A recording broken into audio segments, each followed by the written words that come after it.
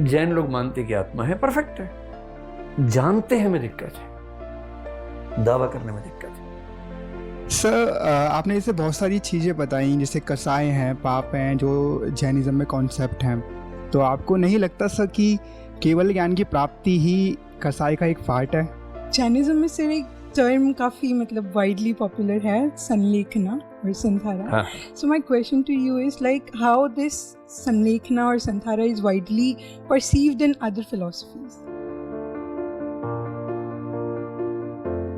पहले समझिए कि आत्मा क्या है। आत्मा बड़ा टेढ़ा मामला होता है।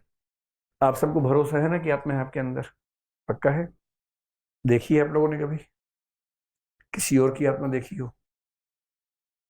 कभी रात को जंगल में जाए तो कहते कि आत्मा दिख जाती है। आप में से किसी का प्राथमिक अनुभव है आत्मा देखने का? मेरा भी नहीं है अभी तक। और मैंने सुना है टीवी पे कई चमत्कारी बाबाओं को भी देखा है जो आत्मा देखने का दावा करते हैं। आत्मा निकाल लेते हैं अंदर से, फिर आत्मा छोड़ भी देते हैं। तो मेरे तो अब तक ऐसा पाला पड़ा नहीं किसी के साथ। पड़ेगा तो देखेंगे। क्या पता अगली बार मैं कहूँ कि मैंने इस बीच में देख ली है। अभी तक तो मेरा कोई पाला पड़ा नहीं है। भूत प्रेत से भी नहीं पड़ा और आत्मा से भी नहीं पड़ा, परमात्मा से भी सीधा तो नहीं पड़ा अब तक। एक ही बार पड़ेगा। अभी तो थोड़ा टाइम मिल ही जाए तो अच्छा है। चलिए, ये जो जीव है, जीव का मतलब जैन दर्शन में क्या है? सॉल, यानी कि आत्मा। मैं आपको थोड़ा सा रेफरेंस दे दूं। भारत में कुल 9 दर्शन है। 9 में से एक मानता है कि आत्मा नाम की कोई चीज रत्ती भर एग्जिस्ट नहीं करती है। उसको बोलते हैं चार्वाक। वो बड़ा मस्त मौला आदमी है। वो तो अलग ही टाइप के लोग हैं। और मुझे पता नहीं क्यों लगता है कि हो सकता है कि आज से 100 साल बाद वो सही साबित हो जाए, क्योंकि उनकी बात में साइंस थोड़ी ज्यादा दिखती है। क्योंकि जो लोग कहते हैं कि आत्मा होती है, उनके पास आर्गुमेंट क्या होता है कि भाई शरीर है हमारा। महसूस कौन करता है? हाथ तो नहीं कर सकता, पैर तो नहीं कर सकता। याद कौन रखता है? हाथ पैर तो याद नहीं रख सकता। पहचानता कौन है? रिकॉग्निशन जिसको बोलते हैं, मेमोरी, रिकॉग्निशन। थिंकिंग कौन करता है? लॉजिक कौन करता है? एनालिसिस कौन करता है? ये सारी कॉन्शियस एक्टिविटीज हैं, चेतन क्रियाएं हैं। हाथ पैर नहीं कर सकता। कभी आपने सुना हो कि मेरा हाथ सोच रहा है? नहीं, ऐसा नहीं होता। हाथ नहीं सोचता, पैर नहीं सोचता, नाक नहीं सोचता हमारा। तो एक ही आर्गुमेंट घुमा फिरा गया था, सोचता कौन है? फिर लोग कहते हैं अंदर है कोई, आत्मा है। पश्चिम में डेकार्ट 17वीं सेंचुरी में बड़ा दार्शनिक हुआ, उसने ये वाली कहानी सुनाई पूरी की पूरी, और फंस गया। उसके बाद ऐसा फंसा कि बाहर निकल नहीं पाया वहां से। लेकिन चारवाक बोले कि यार ये सारी गप्पे क्यों मार रहे हो? और चारवाक उस टाइम के लोग थे जब साइंस का डेवलपमेंट नहीं हुआ था। आज तो चारवाक आग लगा देते अगर आज के जमाने में होते। बोलते भाई ये बताओ कि जो कंप्यूटर है उसकी मेमोरी आपसे बेहतर है, उसकी लॉजिकल कैपेसिटी आपसे बेहतर है, गणित आपसे तेज सॉल्व करता है। अब तो आर्टिफिशियल इंटेलिजेंस भी आ गई है, अब तो लैंग्वेज में भी आपसे आगे निकल गया पिछले 3 महीने में। जब से जनरेटिव एआई आ गई है, लार्ज लैंग्वेज मॉडल्स आ गए हैं, आपको मानना पड़ेगा कि लैंग्वेज के मामले में भी वो हमसे आगे निकल गया। हम एक दो, जैसे मुझे 2 भाषाएं आती हैं ठीक से, 2-3 बोलियां आती हैं, हरियाणवी आती है थोड़ी, 1-2 बोलियां और आती हैं। पर एक आर्टिफिशियल इंटेलिजेंस वाले कंप्यूटर को केवल एक चिप डालने की देर है, वो कहेगा मुझे 350 भाषाएं आती हैं और परफेक्शन से आती हैं। वो रियल टाइम में एक लैंग्वेज सुन के दूसरे में जवाब दे सकता है, हम नहीं दे सकते। हमें दुनिया के कुल भूगोल में से 0.0001% रास्ते पता होंगे। जैसे मुझे यहाँ से पता है कि सीपी जाना हो तो रास्ता कैसे, मुझे पता है। करोलबाग जाना हो रास्ता पता है, दिल्ली के कुछ रास्ते पता है। कोई मुझे अफ्रीका में छोड़ दे के रास्ता बताओ, मैं नहीं बता पाऊंगा, पर मेरा फोन बता देगा, क्योंकि उसके पास जीपीएस इनेबल्ड वो डिवाइस है, उसको पता है सारे रास्ते। तो सोचने के मामले में, मेमोरी के मामले में, एनालिसिस के मामले में, लॉजिक के मामले में, मेमोरी रिट्रीवल के मामले में, रिटेंशन के मामले में, जितने मामलों में हम सोचते थे कि आत्मा है, उन सब मामलों में भौतिक वस्तु हमसे आगे निकल चुकी हैं। और चारवाक यही कह रहा था कि ये जो शरीर है ना, ये खास तरीके से बना है। वो समझा नहीं पा रहा था। न्यूरोसाइंस नहीं पढ़ी थी उसने बेचारे ने। न्यूरोसाइंस बनी कब है? अभी मुश्किल से 100 साल पहले पहली बार दिमाग के अंदर एक्सपेरिमेंट्स होने शुरू हुए, और कायदे से तो ये सारी जो झगड़ा है मुश्किल से पिछले 60 साल का है। जब हमने EEG जैसे एक्सपेरिमेंट्स किए, इलेक्ट्रोएन्सेफेलोग्राफ करना शुरू किया, दिमाग के ऊपर इलेक्ट्रोड्स लगा के अंदर की जो इम्पल्सेस हैं, जो इलेक्ट्रिकल इम्पल्सेस हैं, उनको स्टडी किया, और हम समझ पा रहे हैं कि जब मैं इमोशनल होता हूं तो मेरी खोपड़ी के कौन से हिस्से में ज़्यादा वाइब्रेशंस होते हैं, और जब मैं सोचता हूं तो खोपड़ी के कौन से हिस्से में ज़्यादा उस समय इम्पल्सेस आती हैं। और आजकल कई लोग कहने लग गए हैं कि सोचना, महसूस करना, ये सब जो है खोपड़ी के, दिमाग के, ब्रेन के अलग अलग हिस्सों के इलेक्ट्रिकल एक्टिविटीज़ हैं, उससे ज़्यादा कुछ नहीं है। ये कहते हैं, अभी साबित नहीं हुआ कुछ भी। अभी डिबेट है, कॉन्शियसनेस के बारे में बहुत डिबेट है। अभी कहीं मौका मिलेगा तो उससे हम बात करेंगे। उस पर मैंने अभी इस बीच में बहुत सारी किताबें मंगवा ली हैं, आजकल पढ़ रहा हूँ उन सबको, साइंस के भी और जो नए एक्सपेरिमेंट्स हैं न्यूरो साइंस के, वो भी। कुछ क्लैरिटी नहीं है अभी तक, पर चार्वाक कहना ये चाह रहा है कि जैसे कंप्यूटर है वैसे हमारा शरीर है, जैसे कंप्यूटर के अंदर सॉफ्टवेयर है, हमारे अंदर भी सॉफ्टवेयर है। और एक सिंपल तरीके से उसकी भाषा में न्यूरो साइंस इम्पल्सेस वो नहीं आ रहा, पर वो कह ही रहा है कि शरीर के अंदर कुछ क्रियाएं इस तरह से होती है कि चेतना या चिंतन अपने आप पैदा हो जाता है। बुद्ध कह रहे हैं कि ना, आत्मा तो नहीं है। बुद्ध भी कह रहे हैं आत्मा नहीं है, पर वो कह रहे हैं कि चेतना एक नदी की तरह है, एक रिवर की तरह फ्लो करती है, और उसी फ्लो करने में जैसे पानी की एक बूंद अगले बूंद को रिप्लेस करती है, अगली बूंद अगले को रिप्लेस करती है, हर क्षण रिप्लेसमेंट हो रहा है। नदी कोई वस्तु थोड़ा है। आप जिस नदी में आज नहाएंगे और कल नहाएंगे, क्या सेम पानी है? सारा पानी चेंज हो गया है। ऐसी चेतना है, चेंज होता जा रहा है, पर एक कॉन्टिन्यूटी बनी हुई है।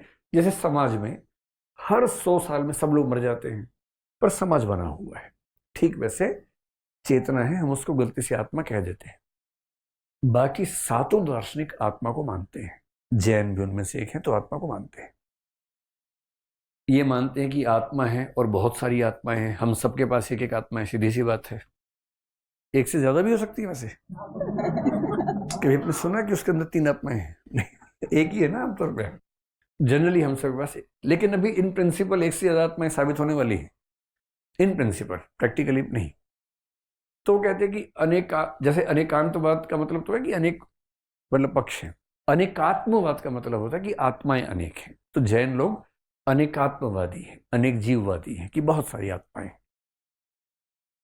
फिर एक सवाल और आता है कि आत्मा में जो चेतना है, चेतना यानी कॉन्शियसनेस, कॉन्शियसनेस यानी ये क्वालिटी कि हम फील कर सकते हैं, सोच सकते हैं, महसूस कर सकते हैं, इसको बोलते हैं चेतना।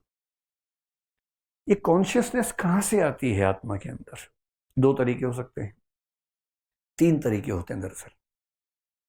कुछ लोग कहते हैं कि आत्मा और कॉन्शियसनेस एक ही चीज है।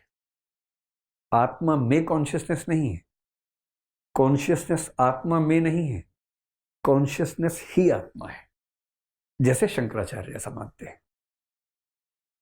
कुछ कहते हैं कि आत्मा एक चीज है, उसके अंदर कॉन्शियसनेस हमेशा रहती है। आपको ध्यान है, गुण पर्यायवत द्रव्यम, जो मैंने कहा था, कुछ चीजें नित्य हैं, कुछ अनित्य हैं, कुछ हमेशा रहती हैं, कुछ आती जाती रहती हैं। तो कुछ लोग मानते हैं कि आत्मा एक वस्तु है, आत्मा में चेतना हमेशा रहती है, चेतना के बिना आत्मा एग्जिस्ट कर ही नहीं सकती है, आत्मा में हमेशा चेतना है, जैसे जैन लोग कहते हैं। और एक तीसरा भी है, जैसे न्याय वैशेषिक है, वो क्या बोलते हैं, आत्मा है, चेतना उसमें नहीं होती है, चेतना एक समय के बाद डेवलप होती है। जैसे जब आप पैदा हुए थे उस समय मुंह, नाक, कान लेके पैदा हुए होंगे, पर मूछें नहीं थी उस समय किसी की, है ना, जो लड़कों की बात कर रहा हूं। मूछ उम्र के साथ आती है, दाढ़ी उम्र के साथ आती है। क्या किसी बच्चे को देख के कोई बोलते कि अरे तो उसकी मूछ ही नहीं है, तो लड़का ही नहीं? ऐसा सुना आपने कभी? क्योंकि सबको पता है कि जब पैदा हुआ है तो मूछ है नहीं, आएगी समय के साथ। जब उम्र आएगी, प्यूबर्टी आएगी, तो उसके बाद मूछ आएगी, दाढ़ी आएगी, इसमें क्या दिक्कत है? इसको बोलते हैं आगंतुक धर्म, समय के साथ आने वाली चीज। न्याय दर्शन बोलता है कि आत्मा तो शुरू से है, पर चेतना उसमें एक समय के बाद आती है, और मोक्ष में भी चेतना नहीं होती है, केवल आत्मा रह जाती है। पत्थर जैसा उनका कंसेप्ट आत्मा का है। तो जैन फिलोसफी ये कह रही है कि जो चेतना है ये इसका नित्य लक्षण है, यानी कि गुण है, पर्याय नहीं है, हमेशा चेतना रहती है। और ये लोग शंकराचार्य से मिलती जुलती बात यहां पर कहते हैं। शंकराचार्य ने कहा कि मोक्ष कोई नई चीज नहीं है, पहले से है, बस पर्दा हटा देना है। ये जैन कहते हैं जो जीव है इसमें 4 चीजें अनंत मात्रा में होती हैं। इन 4 चीजों के समुच्चय को बोलते हैं अनंत चतुष्टय। अनंत मात्रा में 4 चीजें हमारी आत्मा में अनंत मात्रा में 4 चीजें हमारी आत्मा में हैं, शुरू से ही है, हमेशा है। क्या क्या है वो? उसमें से एक है अनंत ज्ञान। सोचिए, सारा ज्ञान पहले से है, तो मैं आपको क्या बता रहा हूं, ये आपके अंदर पहले से है, बस पर्दा पड़ा हुआ है। मैं थोड़ा सा पर्दा हटा रहा हूं, इतना सा। किस दिन पूरा हट गया अगर पर्दा, तो फिर आप केवली हो जाएंगे। केवली कौन है समझते हैं? केवली वो है जो ब्रह्मांड की हर वस्तु को संपूर्णता में जानता है, कोई लिमिट नहीं है इसकी ज्ञान की। वो अनंत आनंद है, अनंत शक्ति है, अनंत दर्शन है। ये 4 चीजें मिला के कहलाती है अनंत चतुष्टय। हम सबकी आत्मा में 4 चीजें हमेशा से हैं। यहां दर्शन आप सोचेंगे क्या है? दर्शन का मतलब है श्रद्धा से है। जैन दर्शन में दर्शन शब्द का मतलब है फेथ, श्रद्धा, डिवोशन। तो absolute knowledge, absolute power, absolute bliss. और ध्यान रखना है, अगर आप इन 3 चीजों को ऊपर देखें ध्यान से, अनंत ज्ञान, अनंत आनंद, अनंत शक्ति, इन तीनों के कॉम्बिनेशन को ही दुनिया में कहा जाता है गॉड। भगवान क्या होता है? पर ईश्वर की परिभाषा देख लीजिए, जिसकी शक्ति अनंत हो, कुछ भी कर सकता है, ओमनिपोटेंट। ओमनिपोटेंट के लिए क्या शब्द है? जो कुछ भी कर सकता है, सर्वशक्तिमान। दूसरा क्या होता है? सर्वज्ञ। सर्वज्ञ का मतलब ओमनिशिएंट, अनंत ज्ञान जिसके पास अनंत शक्ति है, अनंत ज्ञान है, अनंत आनंद है, इतना ब्लिस में है, उससे किस चीज की कमी है? हम सब बोलते ना शाम को, अरे यार बोर हो रहे हैं, खालीपन सा है। भगवान बोर होता होगा कभी? वो तो इतना ब्लिस किस स्टेट में है कि बोरियत होने का मतलब ही नहीं, क्योंकि वो अनंत आनंद में है। जो 3 लक्षण भगवान के माने गए हैं, वो 3 + 1 जैन दर्शन हर आत्मा के अंदर डाल देता है। बस ये है कि एक पर्दा सा पड़ा होता है जिसको बंधन कहते हैं। उस बंधन के वजह से हमें पता नहीं होता, लेकिन हर जीव के अंदर अनंत चतुष्टय है। इसके बाद जैन दर्शन ने एक ऐसी बात कह दी है जो थोड़ी सी विवादास्पद है। यहां जो मैंने कहा था चेतना वाली बात, ये वही है, चैतन्य लक्षणों जीव। जीव का लक्षण है चैतन्य, उसमें तो चैतन्य होता ही होता है। ये जो अगली बात है लंबी सी, पढ़ के भी घबराहट हो रही होगी आपको इसको, ये ऐसी कौन सी बात कहती है? अच्छा, कभी आपने सोचा कि आत्मा का वजन कितना होता है, आत्मा की लेंथ कितनी होती है, आत्मा का साइज क्या होता है? कभी सोचा आपने इस बारे में? बहुत लोग मानते हैं कि आत्मा का साइज हो ही नहीं सकता, क्योंकि आत्मा कॉन्शियस चीज है। जैसे आपके विचार का साइज नहीं होता। आप कहें कि आज मेरे मन में 2.5 किलो की फीलिंग आ रही है, ऐसा कभी नहीं बोलते ना आपकी मेरी फीलिंग में वजन कितना है, या आज मेरे मन में जो विचार आया वो रेक्टेंगुलर विचार आ रहा है। रेक्टेंगल का विचार आ सकता है, पर विचार रेक्टेंगुलर नहीं हो सकता ना अपने आप में। विचार तो विचार है। तो जो थॉट्स हैं, फीलिंग्स हैं, कॉन्शियस चीजें हैं, उनका आकार, उनका वजन, ये सब नहीं होता है। लोग मानते हैं कि आत्मा भी वैसी चीज है, ईश्वर भी वैसा ही है। अगर ईश्वर है तो कॉन्शियस है। आप ईश्वर का आकार मत पूछिए कि कितना लंबा, कितना चौड़ा, कितना मोटा है, मत पूछिए, वो भद्दा सवाल है, नहीं पूछना चाहिए। अब जैन लोगों ने एक बड़ी यूनिक बात कह दी है। एक बार शंकराचार्य से पूछा गया कि भाई आत्मा का साइज क्या है? बोले अरे पागल, ब्रह्म ही आत्मा है, एक ही ब्रह्म है। शंकर ये नहीं मानते कि हम सबकी आत्माएं अलग अलग हैं, एक ही आत्मा है बस। हम सब तो भ्रांति के शिकार हैं। एक ही आत्मा है, वही ब्रह्म है, उसकी कोई लिमिट नहीं है, एब्सोल्यूट है।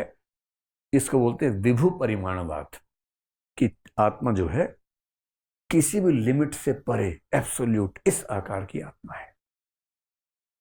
न्याय दर्शन फंस गया। उसने कहा इतनी बड़ी कर देंगे तो हर शरीर में कैसे घुसाएंगे? हर बॉडी के अंदर होनी चाहिए आत्मा। तो उसने कहा कि आत्मा होती है, बहुत छोटी सी होती है, इतनी सी होती है, एकदम इतनी सी। यही डेकार्ट फंस गया था। डेकार्ट ने कहा कि आत्मा शरीर के अंदर होती है। पूछा कहाँ होती है? तो बड़ी लंबी लंबी कहानी सुना के बोला पीनियल ग्लैंड में होती है। पीनियल ग्लैंड आजकल तो ब्रेन के एक हिस्से को बोलते हैं पीनियल ग्लैंड, उसके हिसाब से यहाँ इसके आसपास कहीं होना चाहिए था पीनियल ग्लैंड। कुछ लोग मानते हैं कि नहीं, ब्रेन के अंदर ही बोल रहा था। पीनियल ग्लैंड के अंदर आत्मा होती है। उससे पूछा अच्छा थोड़ा समझाओ जरा।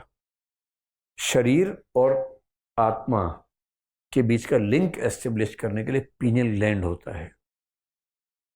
लोगों ने अच्छा ये बताओ, शरीर एकदम भौतिक है, आत्मा एकदम अभौतिक है, इनके बीच में कैसे कम्युनिकेशन हो रहा है? जैसे मैं यूं कहूं कि एक इलेक्ट्रिक स्टैंड है, यहां एक विचार खड़ा हुआ है, एक विचार और इस लकड़ी की मेज में कैसे बातचीत होगी? इसकी प्रॉपर्टीज एकदम अलग है, उसकी एकदम अलग है, कम्युनिकेशन कैसे होगा? तो उसने बड़ा सोच के बोला, छक्का मारा उसने नोबल पे, कहा कि एक पीनियल ग्रंथि होती है, पीनियल ग्लैंड होता है, स्प्रिंग जैसा होता है, बॉडी में कुछ होता है तो इसकी मूवमेंट होती है, इसकी मूवमेंट से उधर पता लग जाता है। आत्मा में कुछ होता है तो ये मूव करती है, उससे बॉडी को पता लग जाता है। लोगों ने कहा वाह डेकार्ट वाह, क्या बताया है, कमाल ही कर दिया। बस एक बात और बता दो कि ये जो पीनियल ग्लैंड है ये भौतिक है कि चेतन है? और बात आ गई ग्राउंड जीरो पे, क्योंकि इसका कोई जवाब नहीं है। अगर ये भौतिक है तो समस्या वहीं की वहीं है, चेतन है तो भी समस्या वहीं की वहीं है, कनेक्शन कैसे होगा? इन चीजों से बचने के लिए न्याय दर्शन ने बड़ी सुंदर बात कही कि आत्मा होती है, बहुत छोटी सी होती है। तो लोगों ने कहा फिर ये बताओ कि हाथ में चोट होती है तो फीलिंग कैसे आती है? बोले जैसे दीपक छोटा सा होता है पर प्रकाश हर जगह फैल जाता है, ठीक वैसे ही आत्मा छोटी सी होती है किंतु उससे चेतना पूरे शरीर में व्याप्त हो जाती है। लोगों ने कहा वाह क्या एग्जाम्पल दिया है, मजा आ गया। इसको बोलते हैं अणुपरिमाणवाद, कि आत्मा एटॉमिक साइज की है, एटम जैसे साइज की है, छोटी सी है, पूरी बॉडी में उसका इफेक्ट रहता है लेकिन साइज बहुत छोटा है।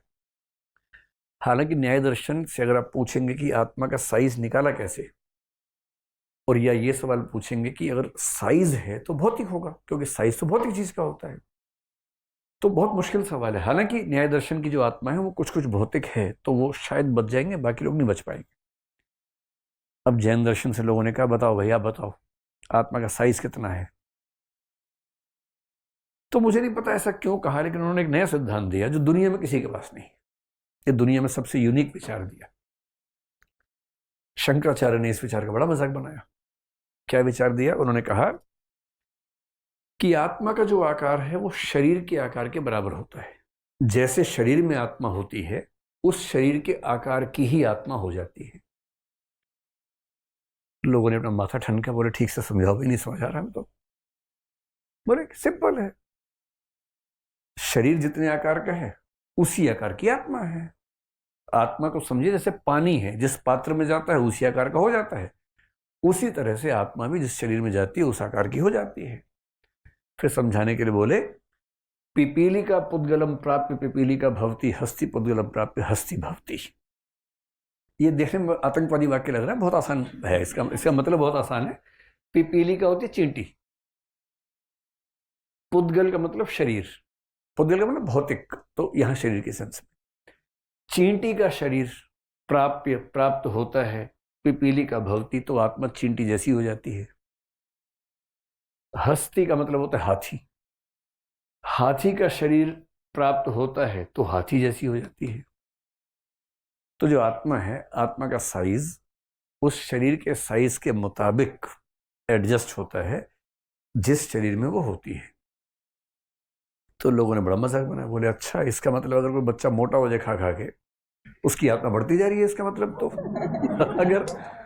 अगर शरीर से आत्मा ऐसे बढ़ेगी और इसका मतलब जब बच्चा बड़ा तो उसकी आत्मा भी बढ़ रही है साथ साथ। तो जैन दर्शन के लोगों ने कहा भैया थोड़ा ठीक से समझो, ये मजाक नहीं है। लेकिन जो विस्तार है आत्मा का वो भौतिक वस्तु के विस्तार जैसा नहीं है। कैसे? जैसे ये फोन जहां है, जिस भी जगह पर है, क्या ठीक उसी जगह पर ये पेन हो सकता है? नहीं हो सकता। ये हटेगा तो पेन यहां आ सकता है। जब तक ये फोन यहां पर है ये पेन नहीं जा सकता इसके अंदर, क्योंकि दो अलग भौतिक वस्तुएं हैं। और भौतिक वस्तुओं का विस्तार एक्सक्लूसिव होता है, एक दूसरे में जुड़ नहीं सकता है। आत्मा का जो विस्तार है वो वैसा नहीं है। जैसे इस कमरे में एक लाइट, उन्हीं के एग्जांपल दे रहा हूं, उस समय लाइट नहीं होती तो उस समय दीपक होता था, तो मैं दीपक के बदले बल्ब लगा रहा हूं। इस कमरे में एक लाइट हमने ऑन की मान लीजिए, तो वो लाइट एक जगह तक रहेगी, पूरे में फैल जाएगी, पूरे में फैलेगी। फिर आपने पीछे की साइड में एक लाइट और ऑन कर दी। अब इन दोनों लाइट्स का प्रकाश एक्सक्लूसिव है या मर्ज हो गया आपस में? मर्ज हो गया। ठीक वैसे ही आत्मा का जो विस्तार है वो आपस में मर्ज होने वाला है, वो भौतिक विस्तार की तरह नहीं है, एक्सक्लूसिव नहीं है। और इसका मतलब थ्योरेटिकली उन्होंने कहा कि एक शरीर में एक से ज्यादा आत्माएं भी साथ साथ हो सकती हैं, हालांकि ऐसा होता नहीं है, पर दो आत्माओं का एक जगह पर होना, इसमें कोई कॉन्ट्राडिक्शन नहीं है, क्योंकि उनका विस्तार भौतिक वस्तु के विस्तार जैसा ना होकर के अमूर्त वस्तु के विस्तार जैसा है, चेतन वस्तु के विस्तार जैसा है। इस सिद्धांत को कि शरीर के अनुसार उसका आकार बनता है, इसको भारत में बोलते हैं मध्यम परिमाणवाद, जो कि शंकराचार्य के विभु परिमाणवाद और न्याय दर्शन के अणु परिमाणवाद के बीच की स्थिति है। न्याय क्या बोल रहा है? छोटी सी आत्मा होती है। शंकर क्या बोल रहे हैं? पूरे ब्रह्मांड को एक आत्मा, मतलब वो स्पेस में नहीं कहना चाह रहे कि उसको हम समझें, लेकिन अगर समझें तो एब्सोल्यूट है, कोई लिमिट नहीं है उस आकार की। ये क्या बोल रहे हैं? शरीर के आकार के अनुसार आत्मा होती है, और इसीलिए हाथ में भी चोट लगे तो फील होता है, पैर में लगे तो फील होता है। इसका मतलब आत्मा पूरे शरीर के साथ संपर्क में रहती है, और इसी विचार को उन्होंने मध्यम परिमाणवाद कहकर अपनी बात कन्वे की।